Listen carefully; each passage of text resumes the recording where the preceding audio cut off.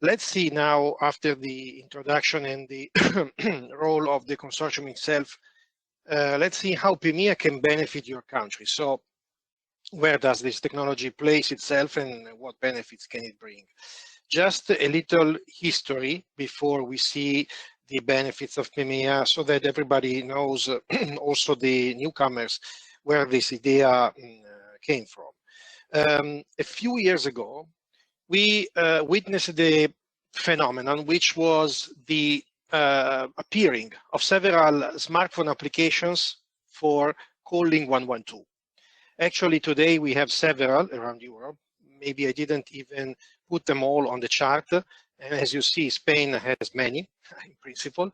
But anyway, these applications were born in different times, but all with the more or less same scope, calling 112 or another emergency number.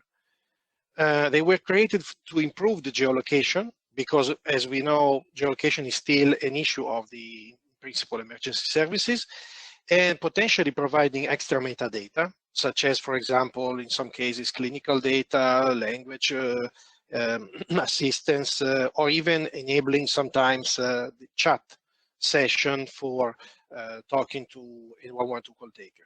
So they all had the same, let's say, scope and the same logic, but they all had also the same weakness, if you want. Let's take, for example, the case of any of these apps. We colored in purple the app here in Belgium. And what happens basically when a Belgian citizen with his own app travels, for example, to France for holiday? The problem is that the app is not roaming. So the person using the Belgian citizen using the Belgian app is not capable of using the same app in another country, because, well, because apps are mostly designed to be bound to one or more specific piece of infrastructure. So when we say the Belgian app, the Italian app, and so on, we give them this adjective because that's what they are exactly. They are bound to a particular infrastructure or element that is nationwide, region-wide. In Spain, as we see, several apps are even region-bound. What happens, in other words, technically speaking? So we have an app, and we also have its own backend server, if you want, which is the element, the server that controls what the app does and where the data goes.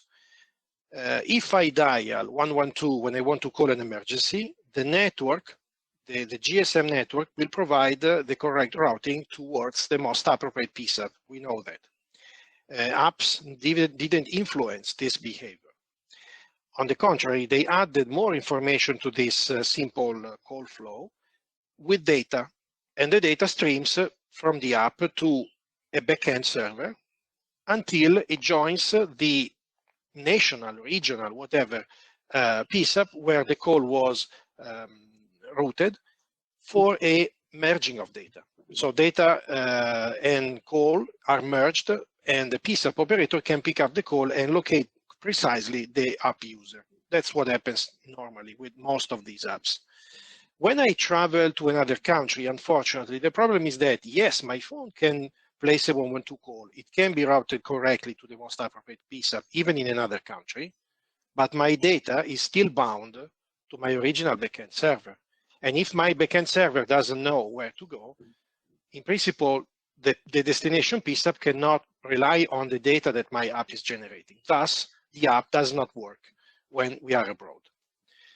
So this is the basis that started all the discussion around how do we solve this problem. No? The solution to this problem came when finally the Pemea, Pan-European Mobile Emergency Application design was created. So Pemea is not an app. Pemea is not a particularly something you install in a PSAP or a smartphone or whatever. It's more like an architecture of elements created to, let's say, put all the PSAPs and other stakeholders in a single network, in a particular network, to provide the most to these emergency professionals crossing any physical border or geographic frontier. So the Pemea original scope was exactly designed to avoid barriers which were created by geographic borders or others, and connecting every, let's say, user interface, which is in what we call the app, to any backend service, which we call the PSAP. Today, Pemea is not just an idea, it's been developed, it's been tested, and it's been also defined in a standard document by ETSI. So it's all clear what Pemea is and what Pemea is not. How does actually work? What did we introduce in Pemea? So first of all, we still have our app. We didn't introduce any new app, so we take the original apps that existed before. We still keep the backend server. So we didn't ask the developers to completely dismantle what they created before. So they still use the same infrastructure they used to have previously with their own apps. What we introduced was the application provider, first of all, which we call the gateway to the Pemea network used by these apps. Then we introduced the PSAP service provider, which is the router of this data connected to the PSAPs. And finally, the ASP, the aggregating service provider, which is also a router, but if you want hierarchically, it stays on top of the PSP, of the PSAP service provider, creating a sort of pyramid connecting several PSP together with each other when, let's say, the destination are far, far away. So how does it change the previous example, the example we have seen before with impossibility for roaming? Well, here's the combination of elements. For simplicity, I removed the red box showing the backend server. Let's, for a moment, imagine that it's there in the previous formula. We still have our application making the 112 call flow, but the data this time goes from the app and its backend straight into the application provider, the AP, which is the gateway we mentioned before. From the gateway, it's routed then to the PSP, so the service provider who knows which is the best destination to serve, and finally to the PSAP. So in principle, if you are bound for a domestic call, this doesn't change very much the situation. Now, what happens when you travel abroad?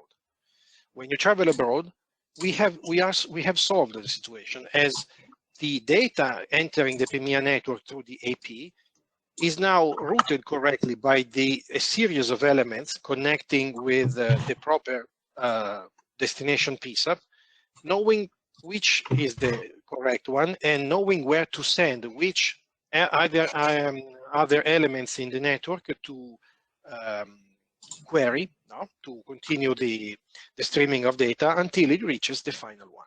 So here in our example, we have a PSP connected to the application provider as an entry point, and we have a PSP connected to the destination PSAP as a final exit point from the Pemea network, if you want. And in the middle, we put the ASP as a, like I mentioned before, hierarchical structure that stays on top of the two, making sure that the two speak with each other. So the architecture is quite simple, I would say. If you just follow the arrows, you automatically understand what benefits the Pemea network brings to your country and to your emergency services. But let's detail it one by one. We addressed the apps can't roam problem. By connecting apps to Pemea, roaming will be easier because in this way, as we've seen before, all Pemea apps will be able to reach all Pemea PSAPs.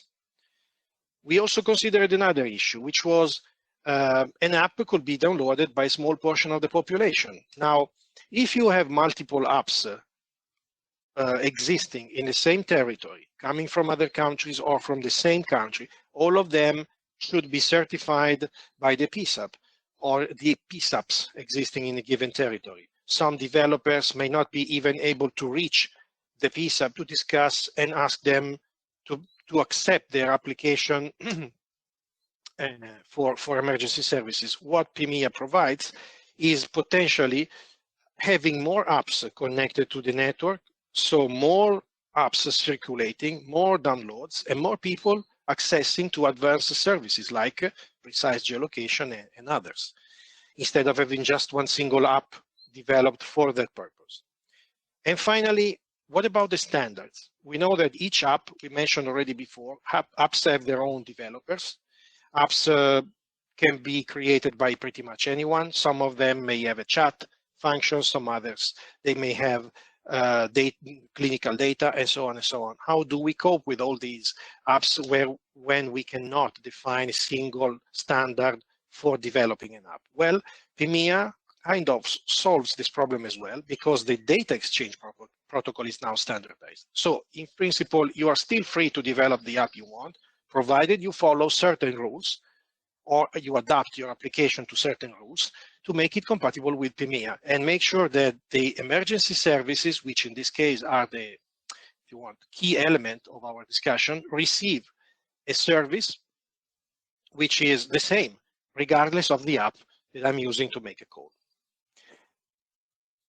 There is actually one more thing before I close my presentation, and this is an idea that raised in time while we were discussing about the future of Pemea and what other benefits the platform can give.